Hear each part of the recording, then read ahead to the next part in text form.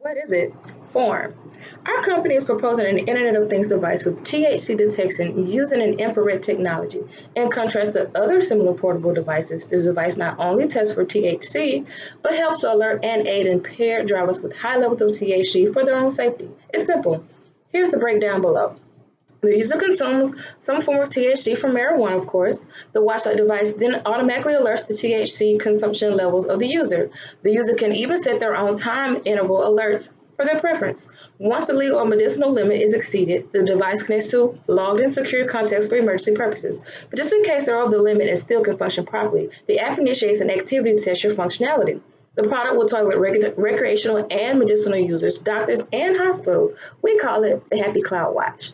The Happy Cloud Watch works by using near-infrared light scattering to detect THC concentrations in the bloodstream. This is a non-invasive method in which light is sent through the skin into the bloodstream to detect THC. THC stands for tetrahydrocannabinol, which is used to detect cannabis usage. Now, the way the watch works is there is a transmitter and receiver connected to the bottom of the watch. When the watch is worn, there is a light pulse constantly being sent into the bloodstream to detect THC. As shown in the diagram, when a THC molecule is detected by the light, the THC will absorb the light and the rest will be reflected back to the receiver. The software will send this information to the mobile app, and the mobile app will determine that if the concentration is 0.8 micrograms per liter, then the user is unsafe to drive. At this point, the mobile app will use either call a friend, a family member, call Uber, Lyft, Team Lyft, or Scooter in order to get the user home. The increasing legalization of medical and recreational marijuana is leading to a more open consumption of this one. In the states where recreational marijuana is legal, it is not rare to see the use of marijuana in social events such as gatherings and parties. However, the participants still have to return to their homes after the social event, and the effects of high concentration THC in their body can impair their ability to drive. This is a rising issue analogous to drunk driving. However, there is no product that prevent marijuana users from driving while impaired, or that provide them with options to a safe transportation home. Product benefit marijuana users, allowing them to monitor their THC levels, and in this way, they avoid getting intoxicated to a point that is dangerous for them to drive. But in the case this happened, the Happy Cloud Watch will provide them with a safe ride home. Users will evade getting into accidents that can put in danger their life and other people's life.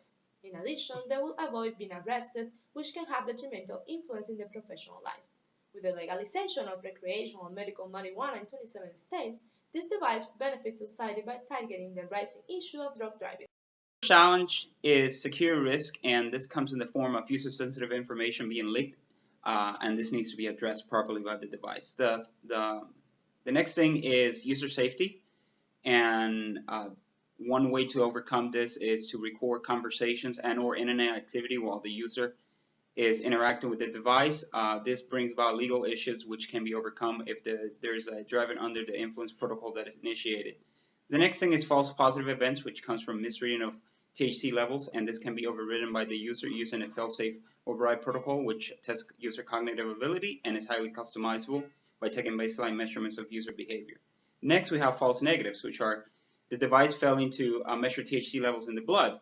One way to overcome this would be to have a THC exposure protocol whereby the device the next day takes feedback from the user, and if an error is detected, the device is recalled, and this can be done during the beta test phase.